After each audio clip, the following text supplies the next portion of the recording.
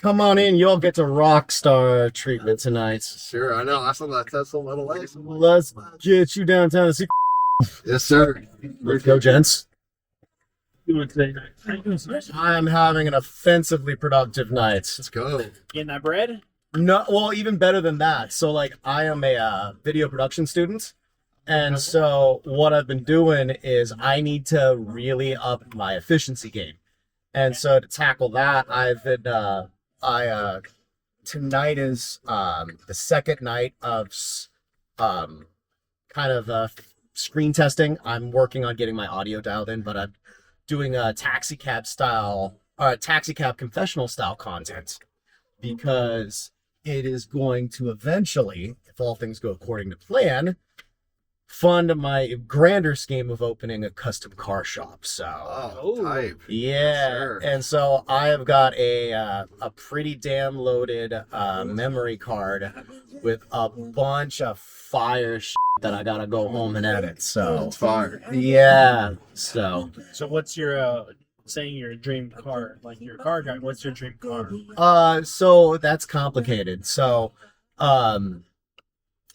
first off, I gotta give the younger generation credit. I gotta give y'all some credit. Cause my generation pulled V8s out of junkyards. Y'all are buying total Teslas. Yeah. Taking the batteries and the motors out of that shit, going back to junkyards, buying classic cars to rip out the gas motors, and making custom vintage electric cars. That's fire. That is fire as hell. And so I am all about doing that.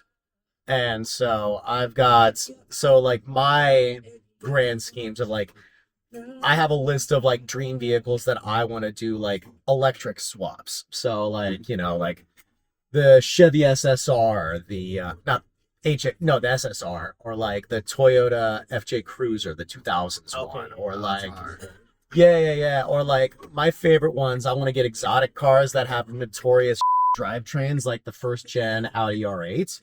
Oh, Because my dream car is an expensive looking car with a blown motor. Oh, that's awesome. By the sheep, especially like a repo one. Yeah, because like, and the donor car I need is a total Tesla, and the biggest Copart auction in Oregon is right by Portland International. So I will literally have an unlimited supply at my beck and call of total Teslas to cannibalize. That's awesome. All that's left is everything. And so to help me save up to eventually pay for like the shop space that I'm gonna need, since I'm a former nightclub bartender, I'm really good at making club girls crash out.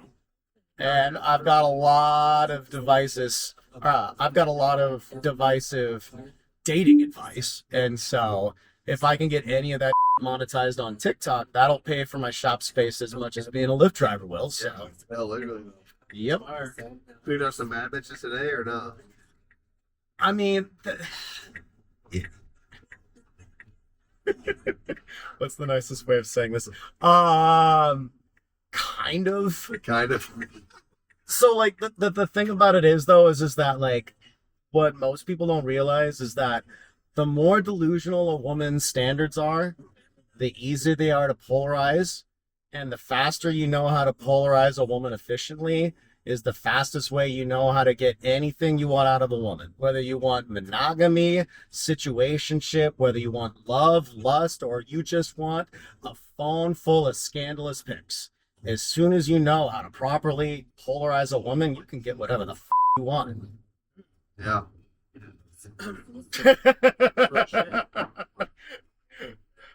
My body count's too high to get anything other than thoughts and prayers for still being a bachelor. So, I am an ethical dog. Ow! We're out here sharking right I now. know, we're sharking right now. Yeah, but like so you want to know the best advice from someone who's done way too much of this bullshit? Tell me. Yeah, it is. Have you ever heard a woman talk about how much of dogs men are? Yes. All right, and you know the funny thing is, they're right. We're happy-go-lucky idiots that love nothing more than a good project to sink our teeth into so we can come back wagging our tails so you can tell us how much of a good boy we are, pat us on the head, and give us a belly rubs. Yeah. But women don't like when they get told that they have the brains of cats. Because if you want to meet a cat, what is the last thing that you do? You walk up right up to and go, "Hi! Hi, I'm a good guy. Do you want to get to know me? Oh, I bet we make the cutest couple." Yeah. You're going to get the... And so what I do when I'm wanting to meet someone is I polarize them and I ignore them. Because when a woman has delusional standards, or the baddies, as you say, oftentimes I know I've made a really overreaching baddie when, like, you see that look in their eyes. They're like, "I'm the prize, I'm the prize, I'm the prize, I'm the prize." Yeah. But the moment a man comes into her life and either doesn't recognize her or looks her up and down and goes, "Wait, that's all you got?" That man is going to activate her cat brain, because the entire time she's going to think about, "Wait, how hasn't he not recognized how fucking adorable I am?" And so, you know what they're going to do next? They're going to start stalking you. Because what kind of predators are cats? Ambush predators.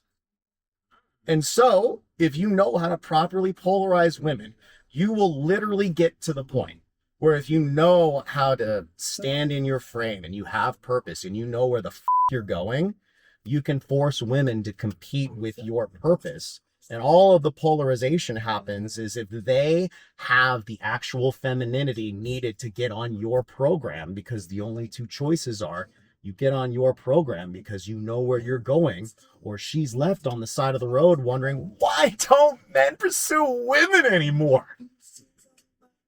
And so the whole thing about it is you have to realize that all of this is bullshit. All of it's bullshit. Like all of these women at the club that we're going to tonight, do you think that these women that have spent hours artificially inflating their attractiveness and putting on way more expensive clothes than they can probably afford, do you think that these women are going to be like this for your ass on a normal Tuesday? Fuck no. But these women are out at the club asking you to value them for how good they look in the club light. Talk to me. And so the way that you polarize woman is that if you can look her up and down and go, "Girl, I can see that you got your full guns out tonight. But here's the deal. I only give a rat's ass about women who know how to love me outside the bedroom. So regardless of how well you can clap your cheeks on me tonight, I can't start taking you seriously until at best case tomorrow. So are you trying to catch love? You trying to catch fun? Or you trying to catch feelings, girl?" And just that right there is polarizing as to 95% of the women. Straight up. And is it going to work on all of them? No. Is it going to work on more than enough to get me more than I need to give me sex until I find my wife?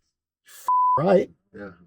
But tonight. but here's the deal though. If you can, that's why I say I'm an ethical dog. Because I'll tell them up front, "Girl, you want me to take you seriously? You got to love me in the daylight." Because women want to be viewed as the prize and as the most feminine in the baskness of their powers. But the problem is, if I asked you to think about the most disingenuous place to ever go gambling with your dick or your heart, you know where it'd be? At a fucking nightclub.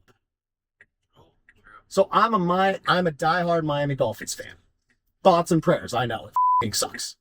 But there is a wide receiver that played for the Miami Dolphins for 2 seasons named Tyreek Hill. Tyreek Hill. Tyreek Hill. Yep. The Hill. The Hill. You know what Tyreek Hill did in South Beach? He made 8 baby mamas in 2 years. 8. That is a baby mama in under 100 days for his entire 10-year in South Beach.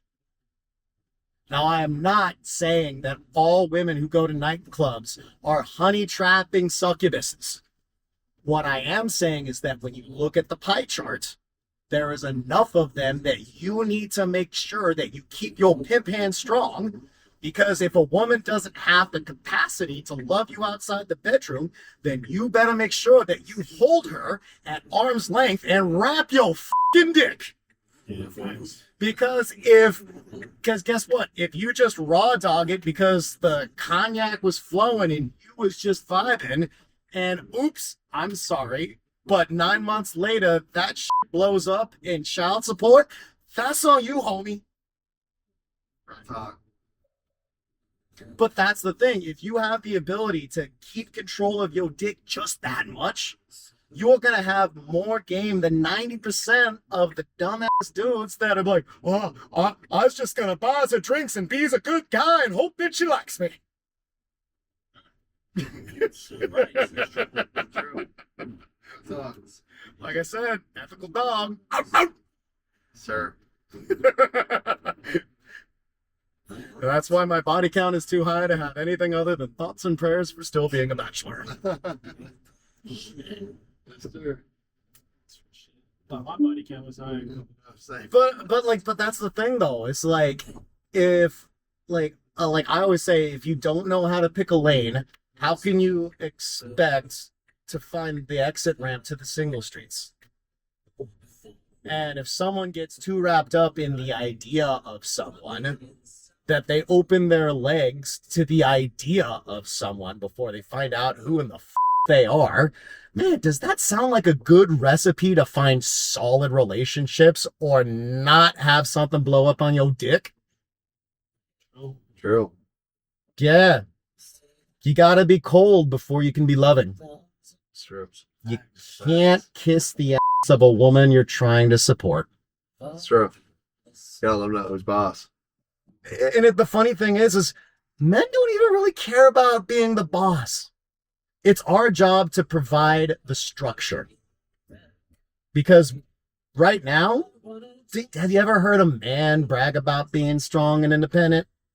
Have you ever heard a man be like, hey, guess what? I handle my bills every damn month. Where's my participation trophy?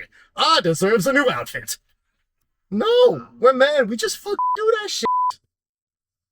Like when you have the ability to have a life that you love when it's boring, you become instantly polarizing and mysterious to women because men are so simple that women have to complicate us to make us make sense to their brains. Talk. I think this is probably going to be the perfect spot to let y'all out. It has been epic chopping it up with y'all. Hopefully I end up on your reels soon. Yes, sir. Hopefully, thank you, sir. Take it easy, y'all.